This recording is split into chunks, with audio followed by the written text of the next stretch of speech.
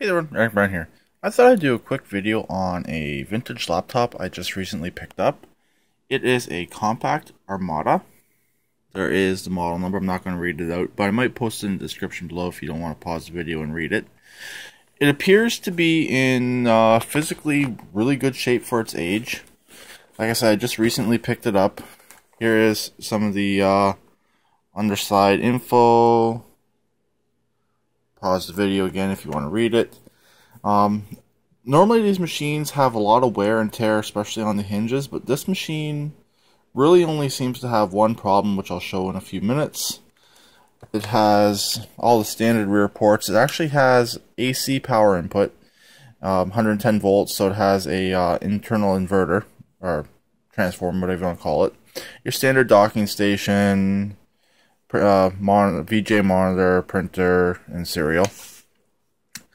This side, the card reader, floppy, and modem. It looks like it had provisions for Ethernet, but it does not have Ethernet. There is a Kensington Lock. I'm not sure if that's it right there, but that could actually be the speaker. But there is a Kensington Lock on here somewhere.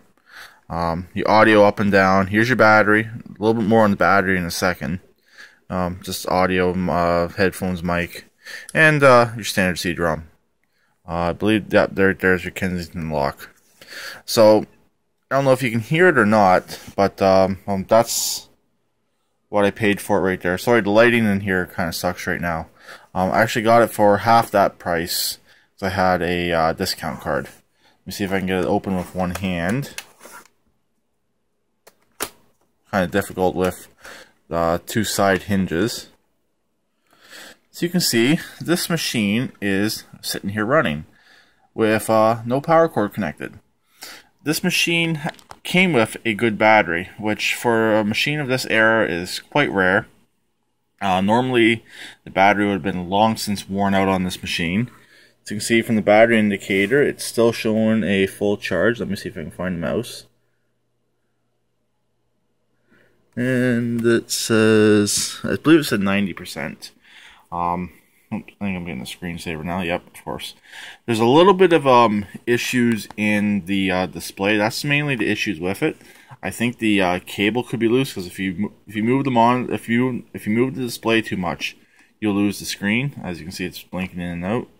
So I may take it apart and see if it's just a loose ribbon cable.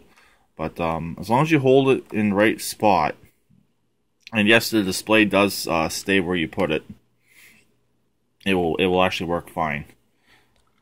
And let me see if I can get the display back. There. See, it comes and goes. You just gotta find the sweet spot. 1 second. There we go. I found the sweet spot with the display to keep it running. But anyways, it has a 2 gig drive, 1.99, so technically 2 gigs. But it's, as you can see from the pie chart and the display up there, hopefully you can see it. So it says it's using 1.64, and it has 365 megabytes available. Sorry, I'm dealing with megabytes. I'm normally dealing with terabytes and gigabytes, so I'm not used to dealing with megabytes. But on here, there doesn't seem to be very much on this machine. I don't know if the drive is compressed or not. So I'm most likely a format will be in store for this machine, or if it has a partition somewhere and I haven't yet been able to find it. So I gotta go into DOS and do an fdisk search on it and see if I can figure out if there's a partition on the drive or what's going on with that. Maybe it's maybe it has dual operating systems, because there doesn't, like I said, there doesn't seem to be very much in Windows here. Well, it's Windows 98. Let's go to the system specs. I have it open just in the background. Really, with Windows 98, it doesn't really tell you much. Again, if you can see it, pause the video. But it only has 32 megs of RAM. Nothing special. But for what I want to use this for, it will actually work out perfectly good.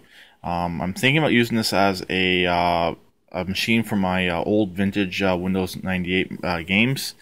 So I know I've been talking about making a machine to do this for a while. I just really haven't found a suitable machine to do this with, and I think I finally found one. For one, it has a good battery, so I can sit on the couch, which I want to do, and play my games, or sit at my desk and play my games, hook it up to the VGA monitor, VGA input on my monitors, and it also has the PS2 port, so I can hook up there, and I believe I have a serial mouse kicking around somewhere. So I got all those options, or I can do whatever.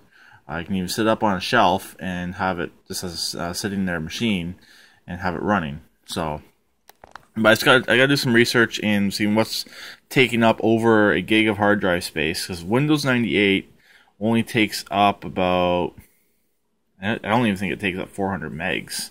It's been so long since I've dealt with Windows 98, I don't really know. I'd like to actually get for the card reader, get an Ethernet card for this.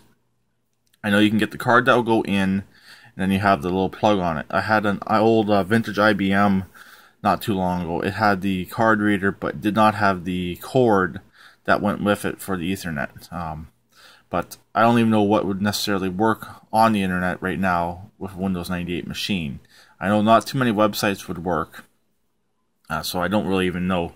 If anyone knows about a card reader, please let me know. Let's go do the device manager. There we go. So there's one error right here. It's just the Microsoft serial mouse error. I believe so. There probably was a mouse connected to this, and the drives are probably on here for it, and they're no longer on here. But that's the only error that's coming up, is the Microsoft serial mouse, which isn't too bad. Which is nothing to deal with. As best as I can tell, this machine hasn't been used since right around 99. There's some dates on some files that are on here, and they're dating at 99. So it's been sitting idle for 16 years. So pretty good battery to be holding up for that long. I don't know if it's a replacement battery or not, or if it's the original battery. If there's a date on the battery, when this video is done, I will post in the description below. But just thought I'd do a quick video of my vintage Compaq Armada from, I'm going to say, the mid-90s. And it's definitely a survivor. The hinges are in good shape, as you saw. It's also, normally the hinges wear out on these. This is really the only problem that it seems to have is in the cable for the display. Seems to be the only issue with this entire machine. But other than that, I haven't tested the CD-ROM. I don't have any floppy disk to test a floppy drive, so that stuff might be tested in the future, but I don't know yet. It has this lock right here. I don't know what it does.